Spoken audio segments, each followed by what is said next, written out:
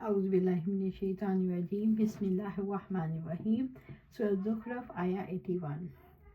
قل ان کان للرحمن ولدن، آپ کہہ دیں اگر رحمان کا کوئی بیٹا ہوتا۔ اے ہمارے رسول صلی اللہ علیہ وسلم، ان مشرکوں سے کہہ دو جنہوں نے یہ گمان کیا کہ فرشتے اللہ کی بیٹیاں ہیں، اور کچھ نے گمان کیا کہ اللہ تعالیٰ کا بیٹا ہے، اگر اللہ تعالیٰ کی اولاد ہوتی تو فَأَنَّ أَوَّلَ الْعَابِدِينَ، تو سب سے پہلے میں عبادت کرنے والا ہوتا، تو میں ساری مخلوق سے پہلے عبادت کرنے والا ہوتا، کیونکہ میں اللہ تعالیٰ کے احکامات پر عمل پیرا ہونے میں سب سے آگے ہوں۔ اب تم دیکھ رہے ہو کہ میں اللہ تعالیٰ کی اولاد ہونے کی نفی کرنے میں سب سے آگے ہوں، تو اس سے ثابت ہو گیا کہ تمہارا قول باطل ہے۔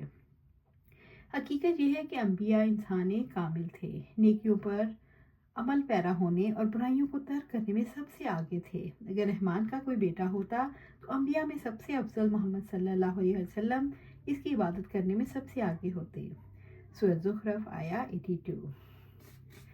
سبحان رب السماوات والارض رب العرش عما یصفون، آسمانوں اور زمین کا رب، عرش کا رب پاک ہے ان باتوں سے جو وہ لوگ بیان کرتے ہیں۔ یعنی اللہ تعالیٰ جو آسمانوں اور زمین کا عرش بری کا رب ہے، اس سے پاک ہے کہ اس کی اولاد ہو۔ وہ ایک ہے، بے مثال ہے، نہ اس کی بیوی ہے نہ اولاد۔ وہ ہر چیز کا خالق اور ان تمام چیزوں سے پاک ہے جو مشرکین اس کی طرف منسوب کرتے ہیں۔ سورۃ زخرف آیا 83۔ فَذَرْهُمْ يَخُوضُوا وَيَلْعَبُوا، چنانچہ آپ انہیں چھوڑ دو، وہ فضول بحث کریں اور کھیلتے رہیں۔ یعنی یہ باطل میں مبتلا ہو کر محال امور سے کھیلتے ہیں۔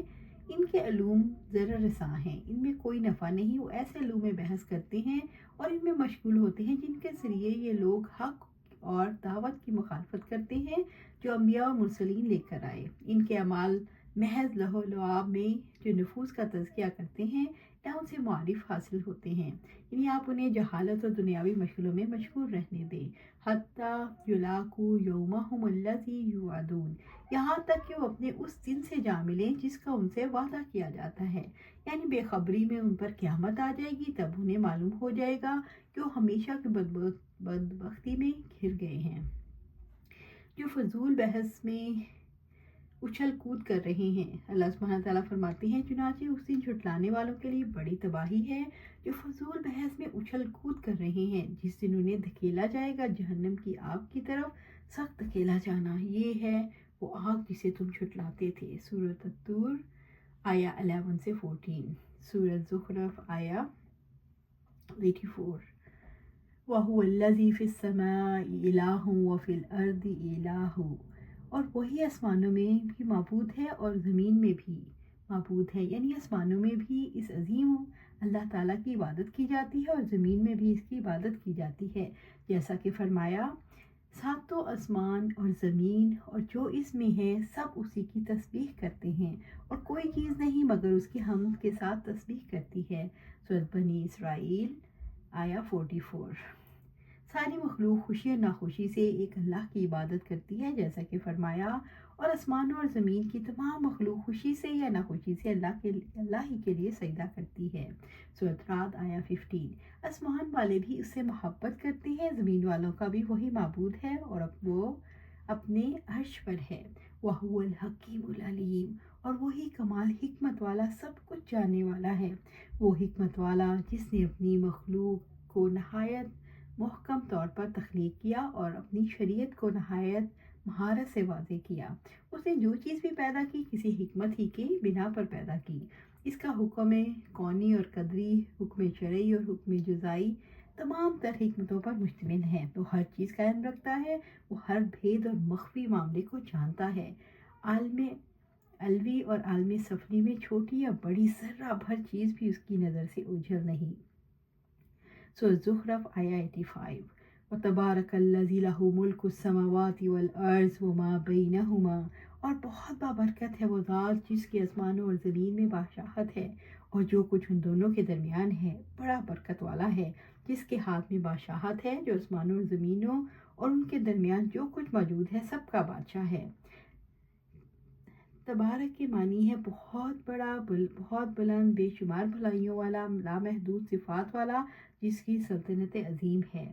وَعِندَهُ عِلْمُ السَّاعَةِ اور قیامت کا علم اسی کے پاس ہے، یعنی وہ کمال درجے کا علم رکھتا ہے، اس کے سوا کوئی غیب کا علم نہیں رکھتا۔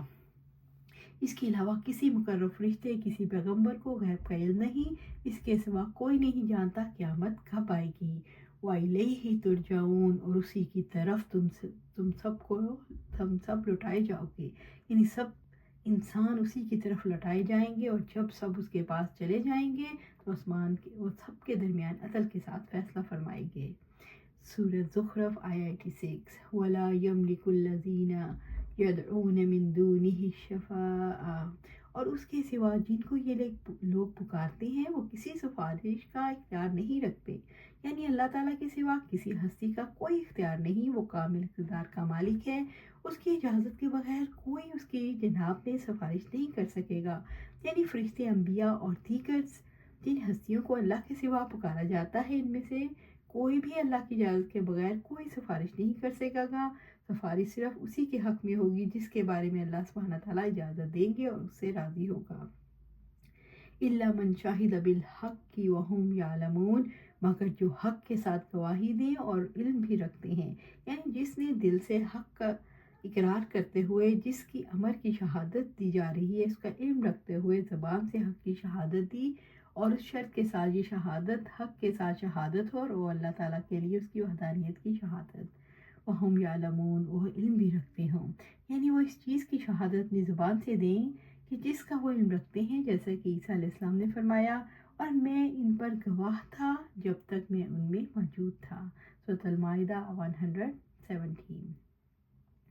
سورۃ زخرف آیہ 87 وَلَئِن سَأَلْتَهُم مَّن خَلَقَهُمْ لَيَقُولُنَّ اللَّهُ اور یقیناً اگر آپ ان سے پوچھیں کہ انہیں کس نے پیدا کیا تو یقیناً وہ ضرور کہیں گے کہ اللہ تعالیٰ نے، یعنی آپ ان لوگوں سے سوال کرو جو ایسی مخلوقات کی عبادت کرتے ہیں جن کے پاس کوئی قدرت اور اختیار نہیں، یہ بتاؤ کائنات کا خالق کون ہے، انہیں کس نے پیدا کیا، تو ضرور کہیں گے اللہ تعالیٰ نے۔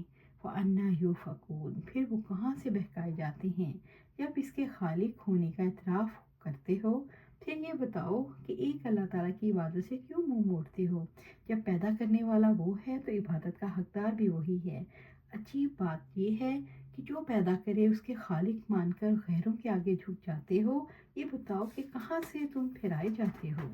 سورۃ زخرف آیہ 88 وَقِيلِهِ یا ربی ان ہؤلاء قوم لا یؤمنون قسم ہے رسول کے اس قول کی، اے میرے رب یقیناً یہ لوگ ایمان نہیں لائیں گے، یعنی نبی صلی اللہ علیہ وسلم نے اپنی قوم کے ایمان نہ لانے کا شکوہ کیا۔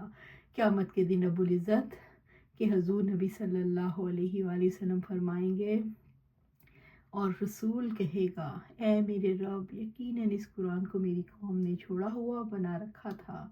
سورۃ فرقان آیہ 30، سورۃ زخرف آیہ 89۔ مشرکوں فَأَصْفَحَ عَنْهُمْ چنانچہ آپ ان سے درگزر کریں، یعنی مشرکوں سے درگزر کرو، ان کی جانب سے جو اذیت بھی پہنچتی ہے اس سے درگزر کر کے انہیں معاف کر دو، یعنی ان کی ہر بات کا جواب نہ دو، ان کے ساتھ نرمی برتو۔ وَقُلْ سلام اور سلام کہہ دے، ان کے لیے سلامتی کی دعا کرے جیسا کہ اہل بصیرت جاہلوں کے ساتھ معاملہ کرتے ہیں۔ رب العزت نے فرمایا اور جب جاہل ان سے بات کریں تو وہ کہہ دیتے ہیں سلام۔ سورۃ فرقان آیہ 63۔ آپ صلی اللہ علیہ وسلم نے اپنے رب کے حکم کی تعمیل میں جاہلوں کی اذیتوں کے مقابلے میں درگزر کیا اور آپ صلی اللہ علیہ وسلم اخلاق کے عظیم مرتبے پر پہنچ گئے۔